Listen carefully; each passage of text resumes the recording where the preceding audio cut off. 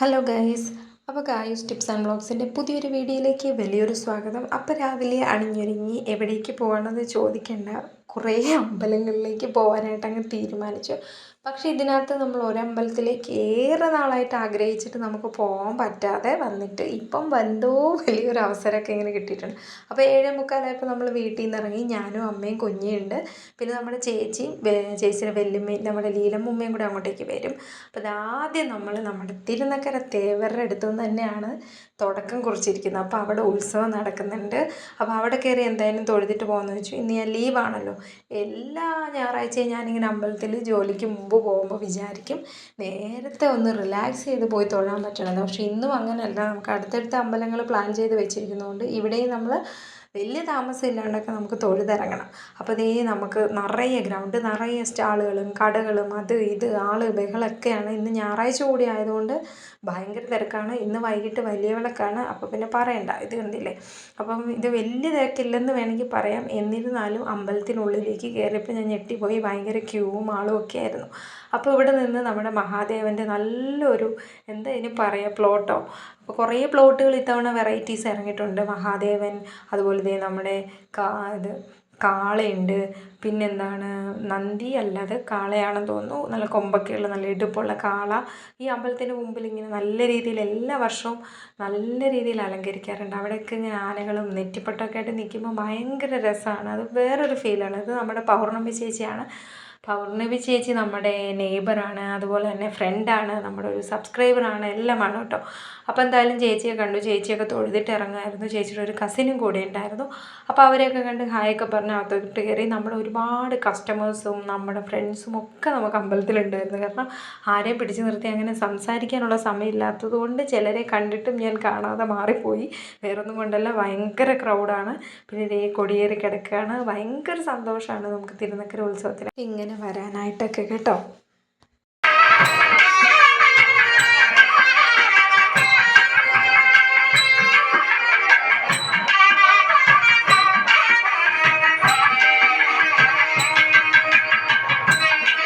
അടുത്ത് നമ്മുടെ പറ നിറയ്ക്കൽ നടക്കുന്നു.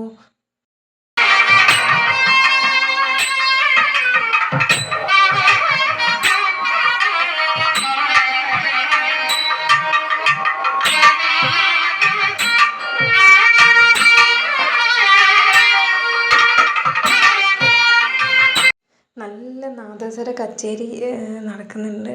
വാദ്യോപകരണങ്ങളൊക്കെ വെച്ചിട്ട് നാദസ്വര കച്ചേരിയാണോ എന്ന് എനിക്കറിയില്ല കേട്ടോ. ഞാൻ പറയുന്നതിൽ എന്തെങ്കിലും തെറ്റുണ്ടെങ്കിൽ കളിയാക്കരുത്.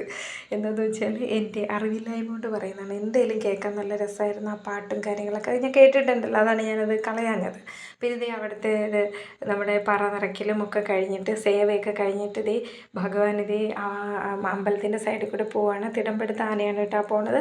പിന്നെ അവിടെ നിന്ന് 5 ആനകളും വാലേ വരുമെന്ന് മനസ്സിലായി. അപ്പോൾ ഞാനും അമ്മയൊക്കെ കൂടെ ഒന്ന് പുറകോട്ട് വലിഞ്ഞു കേട്ടോ. അപ്പോൾ ഇതിൽ തിരുനക്കര ശിവനുണ്ടെന്നാണ് പറഞ്ഞത്. പക്ഷേ തിരുനക്കര ശിവനില്ല, അവൻ അപ്പുറത്ത് എന്താ പറയുക, സുഖമില്ലാണ്ട് നിൽപ്പാണ് കേട്ടോ. അപ്പോൾ ഇതേ നമ്മൾ ഗണപതിക്ക് തേങ്ങ അടച്ചു, അതുപോലെ തന്നെ കൂവളത്ത് മാല വെച്ചു. അപ്പോൾ ചേച്ചിയും വല്യമ്മയൊക്കെ വന്നിട്ടുണ്ട്. അവരും തൊഴുതെല്ലാം കഴിഞ്ഞിട്ട് നമ്മുടെ അടുത്തേക്ക് വന്നു.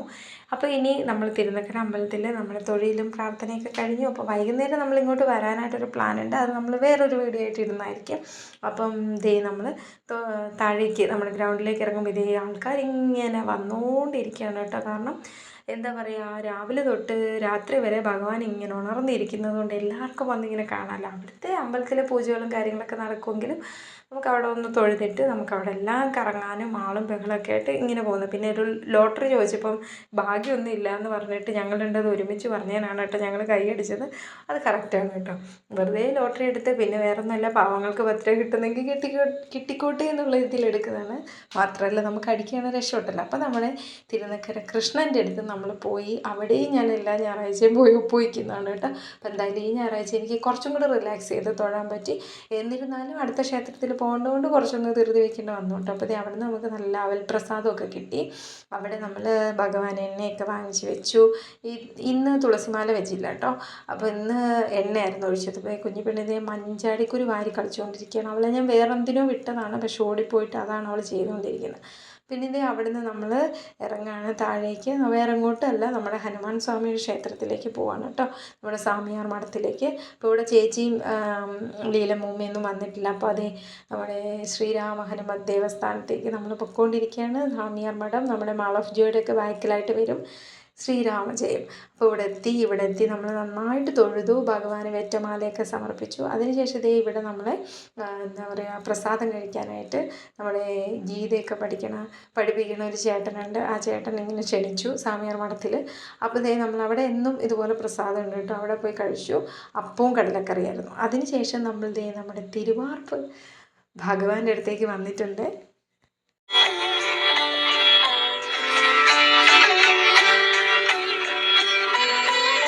ഞാനും എൻ്റെ സരിത ചേച്ചി എന്ന് പറഞ്ഞാലുള്ളൊരു കോംബോ എന്ന് പറഞ്ഞാൽ അമ്പലം. ഞങ്ങൾ രണ്ടും അമ്പലവാസികളാണ് എന്നും പറഞ്ഞ് ഭയങ്കര അതിഭക്തി, ഓവർ ഭക്തി, ഭസ്മം വാരി കഴിക്കുക അങ്ങനത്തെ പരിപാടിയൊന്നുമില്ല. നമ്മുടെ ഭക്തി, മനസ്സിലുള്ള ഭക്തി, ഈശ്വരനോടുള്ള സ്നേഹം, എന്താ പറയുക, ഒരു നല്ലൊരു ഫ്രണ്ടാണ് നമ്മുടെ മനസ്സിൽ ഈശ്വരൻ. അങ്ങനെ തന്നെയാണ് നമ്മുടെ കൂടെ നിന്ന് നമുക്ക് നല്ല കാര്യങ്ങൾ പറഞ്ഞു തന്ന് നമ്മളെ വഴികാട്ടുന്നതാണ് ഈശ്വരൻ. അല്ലാതെ നമുക്ക് ഈശ്വരൻ എന്ന് പറഞ്ഞ ഒരു ഭയമോ ഒന്നുമല്ല. എന്നാൽ നമ്മൾ ഒരു ബഹുമാനവും ഭയവും സ്നേഹവും എല്ലാം കൂടെ ഒത്തുചേർന്നതാണ് ഈശ്വരഭക്തി എന്ന് പറയുന്നത്. അപ്പോൾ ആ രീതിയിൽ മാത്രം എടുക്കുക. പലർക്കും പല രീതിയിലും പല ലെവലിലായിരിക്കും. അപ്പോൾ എന്തായാലും നമുക്ക് വേറെ എവിടെ പോകുന്നതിലും സന്തോഷവും സമാധാനവും എനിക്ക് തരുന്നത് എൻ്റെ എന്താ പറയുക അമ്പലങ്ങളിലേക്കുള്ള യാത്രയാണ്. അതുകൊണ്ട് അത് ഞാൻ എനിക്ക് ആവുന്ന കാലം വരെ ഇങ്ങനെ തന്നെ ആക്റ്റീവായിട്ട് തുടരണമെന്ന് ആഗ്രഹിക്കുന്നതാണ്. അതുപോലെ എൻ്റെ കുഞ്ഞിനും ഇഷ്ടമാണ്. അതുപോലെ തന്നെ എൻ്റെ അനുപേട്ടൻ്റെ അമ്മയ്ക്കും ഭയങ്കര ഇഷ്ടമാണ്. അപ്പം എനിക്ക് കൊണ്ടുപോകാൻ പറ്റണ അമ്പലങ്ങളിലൊക്കെ ഞാൻ അവരെയും കൂട്ടാറുണ്ട്. കൂടുതലും ഞാനും ചേച്ചിയാണ് കേട്ടോ പോവാറ്. ഇതാണ് എൻ്റെ സരിത ചേച്ചി. അപ്പോൾ ഇതേ നമ്മൾ തിരുവാർപ്പ് ഭഗവാനെ എന്താ പറയുക, നമ്മൾ വിചാരിച്ചത് അവിടെ ഏറ്റവും ലോകത്തിൽ തന്നെ, നമ്മുടെ ഭാരതത്തിൽ അല്ലെങ്കിൽ ലോകത്തിൽ തന്നെ ഏറ്റവും ആദ്യം നട തുറക്കുന്ന ക്ഷേത്രമാണ് നമ്മുടെ തിരുവാർപ്പ് ശ്രീകൃഷ്ണസ്വാമി ക്ഷേത്രം. 2:30 തന്നെ അവിടെ നട തുറക്കും. ഇൻ കേസ് അവിടെ നട തുറക്കാൻ പറ്റിയില്ലെങ്കിൽ അവിടെ ഒരു മഴു വെച്ചിട്ടുണ്ട്. ആ മഴു എടുത്തിട്ട് ആ വാതിൽ പൊളിച്ചിട്ടായാലും ഭഗവാനെ ഉണർത്തി എന്താ പറയുക നിർമ്മാല്യം കഴിഞ്ഞിട്ട് ഭഗവാന് എന്താ പറയുക ഭക്ഷണം കൊടുക്കണം. നല്ല കംസവധത്തിന് ശേഷം വിശന്നിരിക്കുന്ന ഉഗ്രമൂർത്തിയായിട്ടുള്ള ഭഗവാനെയാണ് നമുക്കവിടെ കാണാനായിട്ട് പറ്റുന്നത്. എന്തായാലും ശരി, നമ്മൾ അന്വേഷിച്ചിടത്തോളം പലരും പല അഭിപ്രായം, 9 മണി 10:30 അത് ഇത് എന്നൊക്കെ പറഞ്ഞ് നമ്മളെ ടെൻഷനാക്കിയെങ്കിലും അവിടെ ചെന്ന് ഇറങ്ങിയപ്പോഴേ അവിടെയുള്ള കാര്യക്കാരൻ തിരുമേനി നമ്മുടെ അടുത്ത് പറഞ്ഞു, ഇവിടെ എന്ത് വന്നാലും 12:15 12:30 ഇടയിൽ 12:30ക്കാണ് നട അടയ്ക്കുക, ഒരു കുഴപ്പമില്ല, നിങ്ങൾ പോയിക്കോളാൻ പറഞ്ഞു.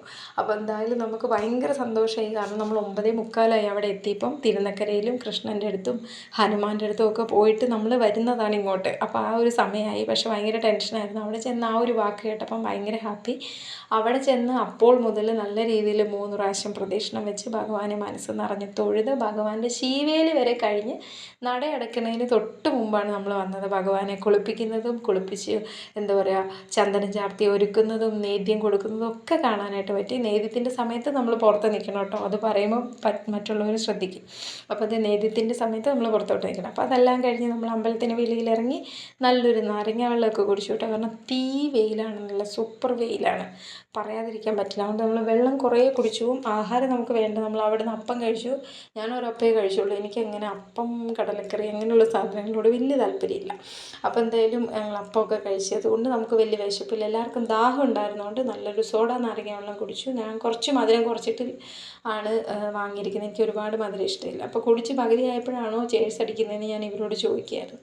അപ്പോൾ അവിടെ ഇരുന്ന് കുറച്ച് നേരം വർത്താനമൊക്കെ പറഞ്ഞ് അത്യാവശ്യം ചെറിയ കാറ്റൊക്കെ ഉണ്ട്. ഇങ്ങനെ നമ്മുടെ ഗുരുവായൂർ മേൽപ്പത്തൂർ ഓഡിറ്റോറിയം പോലെ ഇങ്ങനെ കിടക്കുകയാണ് നമ്മുടെ ഈ ഒരു സ്റ്റേജ് കേട്ട അമ്പലത്തിന് മുമ്പിൽ. നല്ലൊരു അറ്റ്മോസ്ഫിയറാണ്. അതിൻ്റെ ഇടയ്ക്ക് ഞങ്ങൾ ശീവേലിക്ക് അകത്ത് കയറിയതാണ്. 2-3 തവണ ഞങ്ങൾ വെളിയിലിരിക്കുകയും കയറുകയൊക്കെ ചെയ്തു. അവിടെ ഇരിക്കണം ആ ആര്യാസ് ഹോട്ടലിലെ ചേട്ടൻ നമ്മളെ നാരങ്ങ വെള്ളം കുടിക്കാനും അവിടുത്തെ കാര്യങ്ങൾ ടൈമിങ് കാര്യങ്ങളൊക്കെ പറഞ്ഞു തരാനൊക്കെ ഹെൽപ്പ് ചെയ്തിട്ടുണ്ടായിരുന്നു കേട്ടോ. എല്ലാം ഭഗവാനായിരിക്കും. അതിനുശേഷം നമ്മൾ തിരുവാർപ്പിൽ നിന്ന് വണ്ടി കയറി. അവിടുന്ന് അരമണിക്കൂർ ഇടവിട്ട് ബസ് ഉണ്ട് കേട്ടോ. അപ്പോൾ വളരെ കുറഞ്ഞ ചിലവിൽ തന്നെ നമുക്ക് ഭഗവാനെ കണ്ടിട്ട് വരാൻ പറ്റും. ഞാനും ചേച്ചിയും പോകുമ്പോൾ അങ്ങനെ തന്നെയാണ്. കൂടുതലും ഞങ്ങൾ ബസ്സിനാണ് പോകുന്നത്.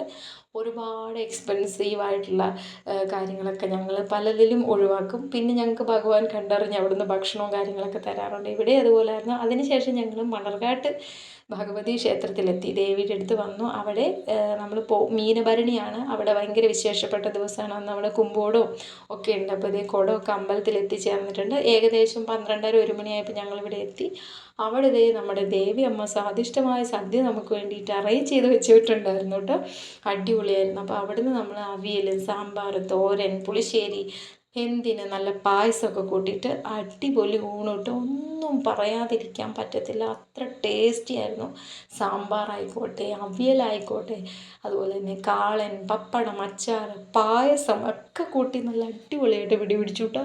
വയറ് ബുമ്മെന്നായി. എണീക്കാനും നടക്കാനും പോലും പറ്റിയിട്ടുണ്ടായിരുന്നില്ല. പിന്നെ അവിടുത്തെ ഏതോ ഒരു ചേട്ടൻ എനിക്ക് പായസം വേണമെന്ന് വെച്ചിട്ട് ഞാനപ്പോൾ പാത്രമൊന്നും ഇല്ലയെന്ന് പറഞ്ഞപ്പോൾ എൻ്റെ ബോട്ടിൽ കൊടുത്തപ്പോൾ ബോട്ടിലിൽ നിറയെ പായസം തന്നു കേട്ടോ. അപ്പോൾ വീട്ടിലേക്കും കൊണ്ടുപോകാൻ പറ്റിയിട്ട്